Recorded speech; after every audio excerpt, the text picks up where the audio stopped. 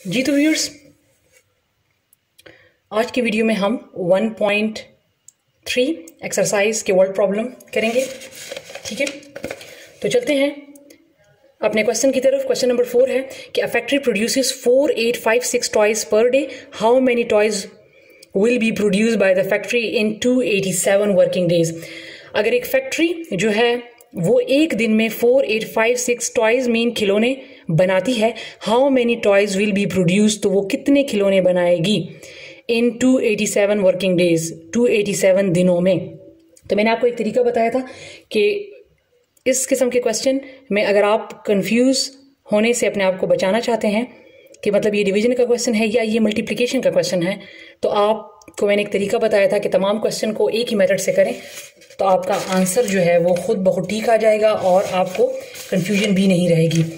तो आप क्या करें, एक साइड पे लिखें डे और एक साइड पे लिखें टॉयज, एक ही तरीके से तमाम क्वेश्चंस को करें। ठीक है, तो पहले इन्होंने कहा है कि एक दिन में जो है वो टॉयज कितने प्रोड्यूस करता है, 4856। तो बताएं कि हाउ मेनी टॉयज, कितने टॉयज वो प्रोड्यूस करेगा, बनाएगा। तो हमने मालूम क्या करना है, हाउ मेनी टॉयज, टॉयज को मालूम करना है। तो इसकी जगह पे एक्स, जो चीज़ हमें फाइंड करनी होती है उसकी जगह पे हम एक्स लगाते हैं, और डेज कितने हैं 287। ठीक है, अगर एक दिन में वो इतने टॉयज बनाता है तो बताएं 287 में वो कितने टॉयज बनाएगा। तो डेफिनेटली अगर आप देख लें, अगर एक में दिन में वो इतने बनाता है तो 287 में ये ज़्यादा बनाएगा।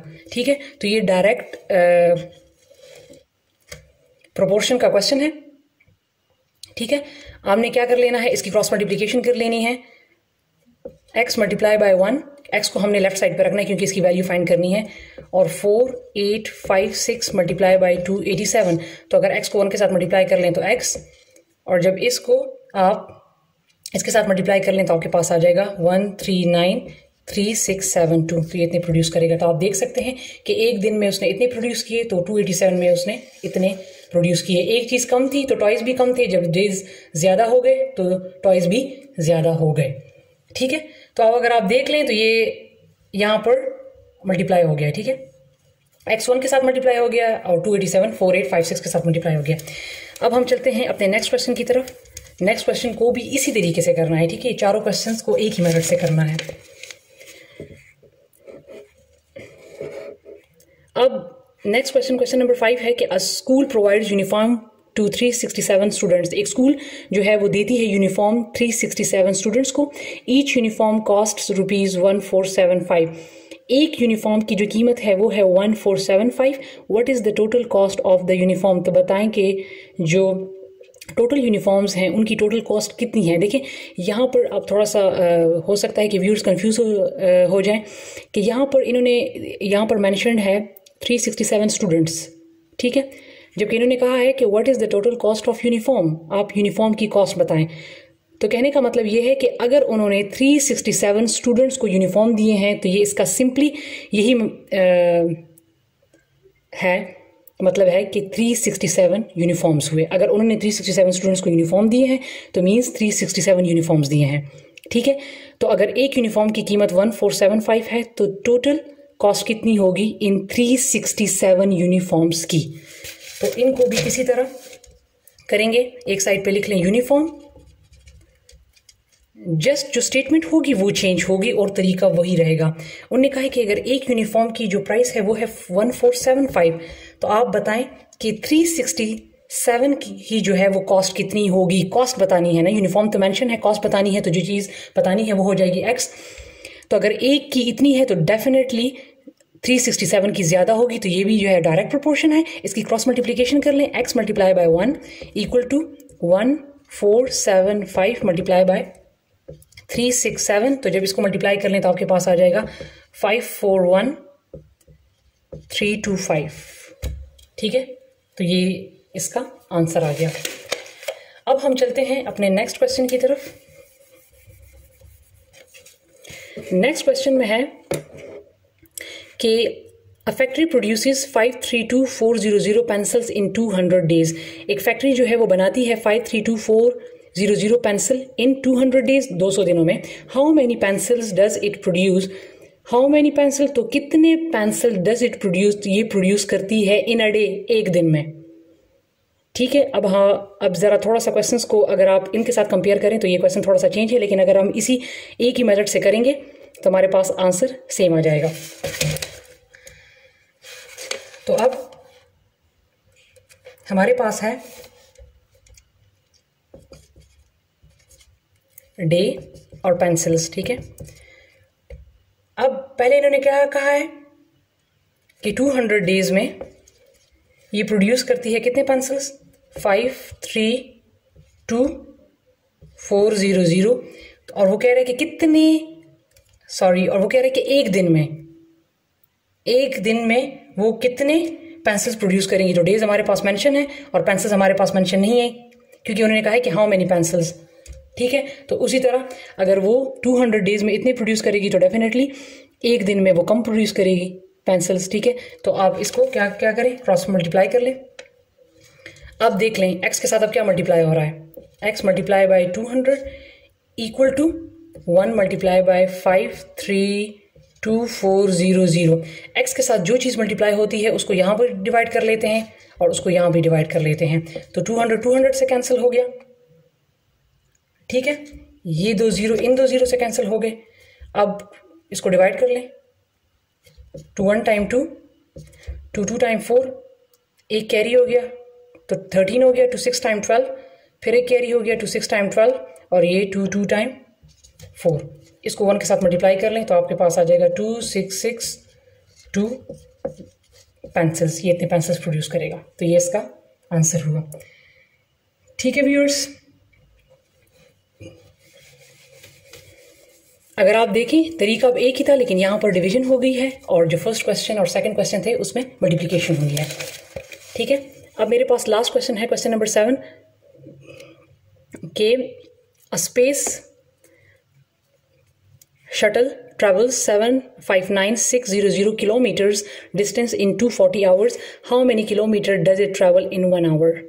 ठीक है, एक स्पेस शटल है जो कि सफ़र करता है 759,600 किलोमीटर डिस्टेंस, ठीक है, इन 240 आवर। ठीक है, इतने घंटों में वो इतना सफ़र तय करता है। हाउ मैनी किलोमीटर्स, तो कितने किलोमीटर्स डज इट ट्रैवल, ये ट्रैवल करता है, तय करता है इन 1 आवर, एक घंटे में ये कितना करेगा। ये भी क्वेश्चन नंबर 6 की तरह है, लेकिन ये मैं करवा देती हूँ। एक साइड पे लिखे डिस्टेंस और एक साइड पे लिखें आवर्स। ठीक है, या सिर्फ KM भी लिख लें तो भी ठीक है।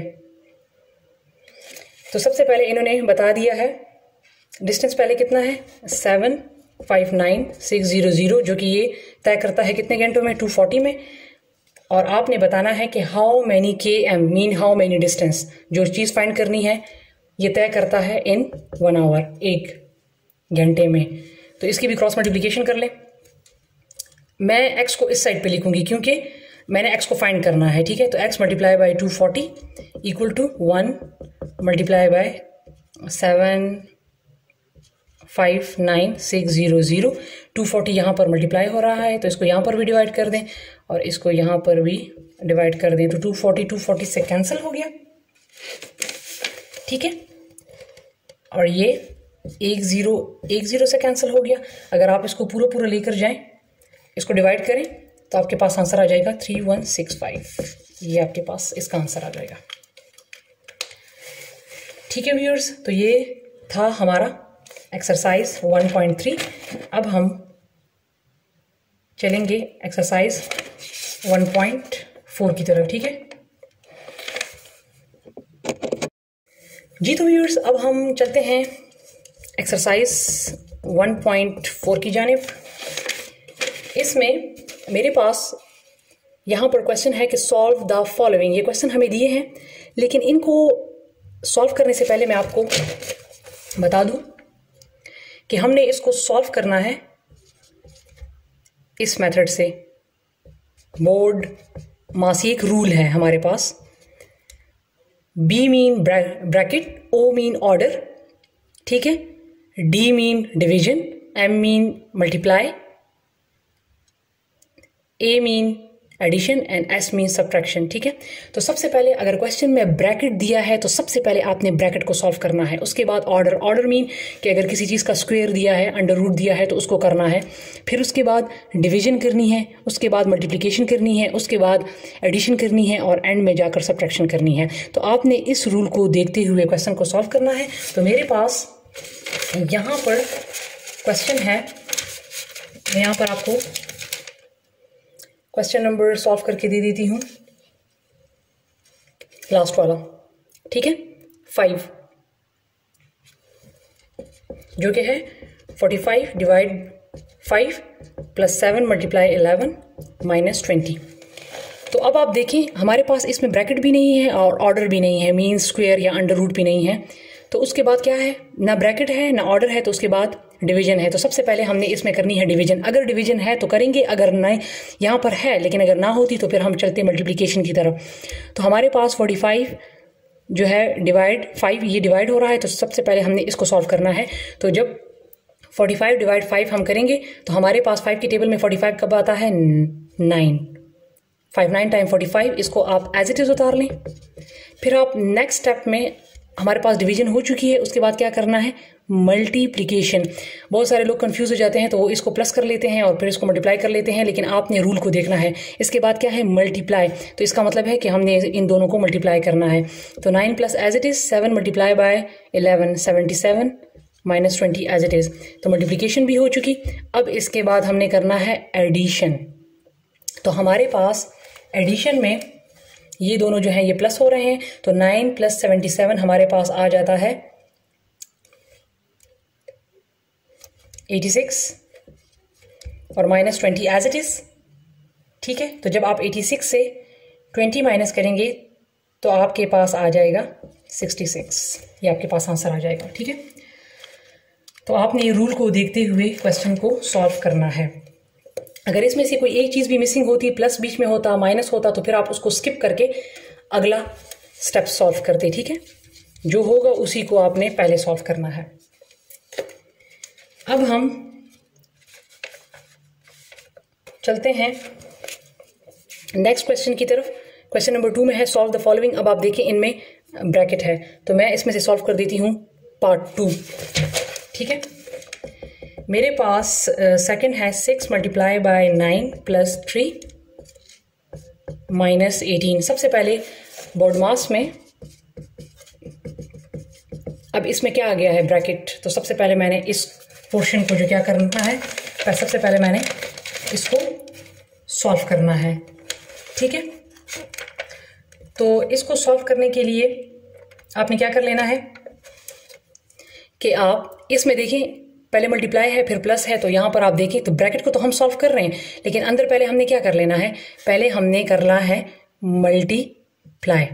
तो जब आप 6 को 9 के साथ मल्टीप्लाई करेंगे तो 6 9 टाइम 54, 54 प्लस 3 57 आ जाएगा। तो ये ब्रैकेट सॉल्व हो गया और फिर इससे आप 18 माइनस कर दें। तो जब हम 57 से 18 माइनस करेंगे तो हमारे पास आ जाएगा 39। ये इसका आंसर है। ठीक है व्यूअर्स, इसी तरह आप और क्वेश्चंस को खुद कर लें।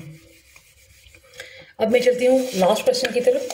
मेरे पास क्वेश्चन नंबर 3 है वेरीफाई द डिस्ट्रीब्यूटिव लॉ। हमारे पास कुछ लॉज होते हैं, ठीक है, तो इसमें ये डिस्ट्रीब्यूटिव लॉ दिया हुआ है, हमने इसको सॉल्व करना है। और हमारे पास इसमें लेफ्ट हैंड साइड और राइट हैंड साइड दोनों सेम आने चाहिए।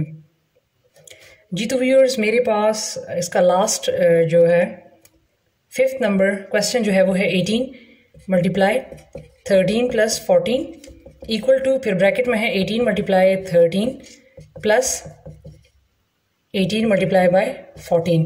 तो आपने पहले क्या कर लेना है, पहले मैं लेफ्ट हैंड साइड को सॉल्व करती हूँ, फिर मैं राइट हैंड साइड को करती हूँ और दोनों हमारे पास सेम आने चाहिए। तो इसमें पहले क्या है, ब्रैकेट। आप ब्रैकेट को सॉल्व करेंगे मीन्स आपने करना है 13 प्लस 14, पहले ब्रैकेट को सॉल्व करना है, तो लिहाजा 18 एज इट इज़ और 13 और 14 को मैं प्लस करूँगी तो मेरे पास आ जाएगा 27। 18 और 27 को मल्टीप्लाई करूँगी तो मेरे पास आ जाएगा 486। अब जब मैं इस साइड पर जाऊँगी तो इसमें ये एक ब्रैकेट है और ये एक ब्रैकेट है, इन दोनों को पहले ब्रैकेट को सॉल्व करें। तो 18 को जब मैं 13 से मल्टीप्लाई कर लूँगी तो मेरे पास आ जाएगा 234 प्लस 18 को 14 से मल्टीप्लाई करूँगी तो मेरे पास आ जाएगा 252 और जब इन दोनों को आप प्लस कर लें तो आपके पास आ जाएगा 486। ठीक है, तो आप देख लें कि दोनों साइड जो हैं वो सेम आ चुके हैं। तो आपने अगला क्वेश्चन भी इसी तरीके से कर लेना है। ठीक है व्यूअर्स, तो ये था हमारे पास एक्सरसाइज 1.4।